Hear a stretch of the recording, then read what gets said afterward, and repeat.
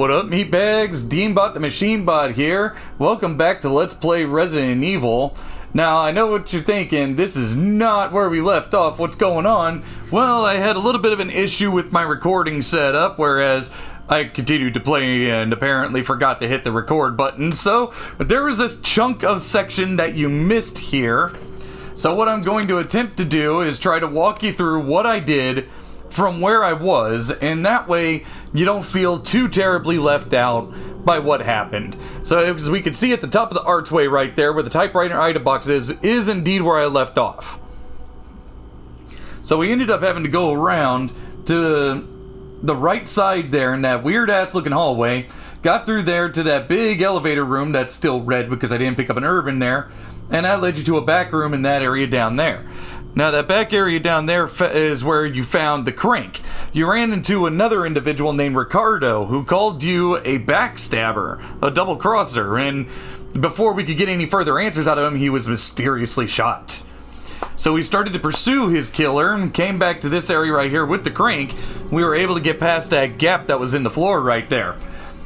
Moving south beyond that still, we got through that door where you could find a flamethrower, which I absolutely recommend taking. Now when you take the flamethrower, it locks the door behind you.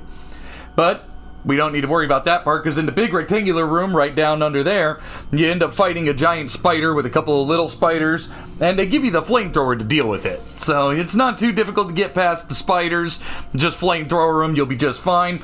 Then you can emerge into that little hallway down at the farthest south right there. Go through that hallway and into the next section. You crank the shaft a couple of times and you have to dodge back in order to dodge a boulder that comes rolling down the hallway. This will happen in a couple of different hallways, but it's not impossible to avoid. As long as you get into the walkways that cut out from the straight path, you'll avoid the boulders altogether. You go into the main room down there and you get the other piece of the elevator shaft that you need. Bring it on back to that main room right there that's still red. And you activate the crankshaft, you activate the elevator shaft, allows you to come down to the room with the red rectangle and with the red square in the middle of the red rectangle right there where the item box is. After going down there, you can go into the little hallway right there, and it's just that walkway with the donut in it. Now inside that donut, you're going to run across the chained zombie again, the one that's apparently immune to gunfire. It's not difficult to avoid her. You just lead her one way around the donut. You can get to everything in the area. Now, you start by going into the far room there where there's that blank square down at the bottom. You go in there, and where that blank square is down there, you push a crate onto a lift. And then you activate that lift. It drops it down to the other rectangular room where the item box is. Go back through the donut, avoiding the monster lady, and then you get back to that shaft right there, and then there's a ladder you'll see on the other side of that item box. You go down that said ladder, and you're able to find the crate sitting right there. You push it forward, and then just to the right off a little ledge right there. Oh, excuse me. Oh my goodness. And then you can activate a garbage compactor. Compactor crushes down, smashes the box. After it smashes the box, you can collect a broken flamethrower from it. And that's how you get past the door in the northernmost part of the donut. So you take that broken flamethrower, you climb back up the ladder, you go into the donut hole area again, lead the monster around, and on the bottom side of that circle right there, you find a lever. And so you pull that lever, and it sticks two mechanical lever arms out from next to that door right there. Take the broken flamethrower up there, you put it in the arms, it unlocks the door, you get into that room right there, and it is a room of horrors, let me tell you. After that, you run down the narrow hallway up to this position that I'm at right now, and that's where you find this right here, the jewelry box. So you take this jewelry box, we're going to examine it. It opens up and it gives you this piece right here. And then you get a family picture and some notes. There's something written on the back. November 10th, 1967. Progenitor virus administered. Jessica, administered virus type A. Plasmolizing of tissue during cell activation. Virus fusion was negative. Action is disposed. Lisa, administered virus type B. Plasmolizing, I guess, of tissue during cell activation. Virus fusion, positive but delayed fusion.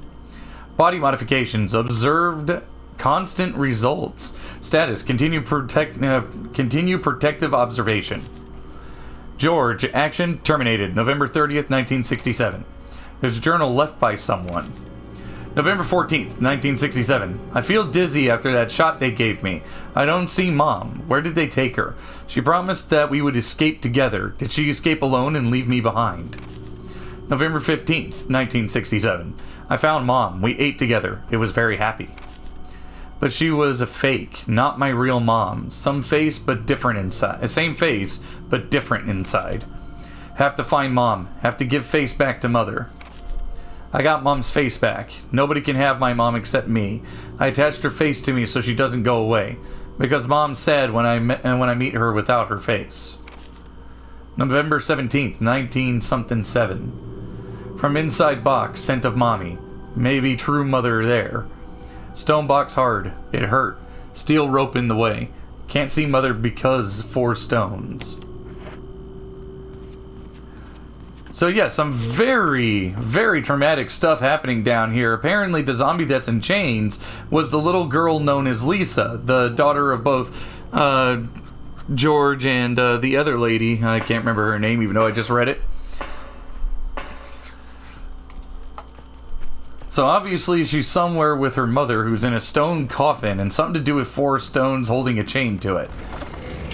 Okay, from there is where I ended up saving the game, so you're pretty much all caught up.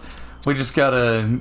This right here, this stone ring, you just combine it with the emblem here, and you have a secondary one of these emblems. In the next episode, we will be determining what happens from there. So thank you for hearing me out there, meatbags. I do apologize that my lack of paying attention resulted in me having to walk you through everything instead of show it to you. But we will get back to the next episode, and we will descend further into the mansion. Hopefully we can find this laboratory that everybody keeps talking about. Thank you all so much for hearing me out, and I hope to see you guys in the next episode. Later, meatbags.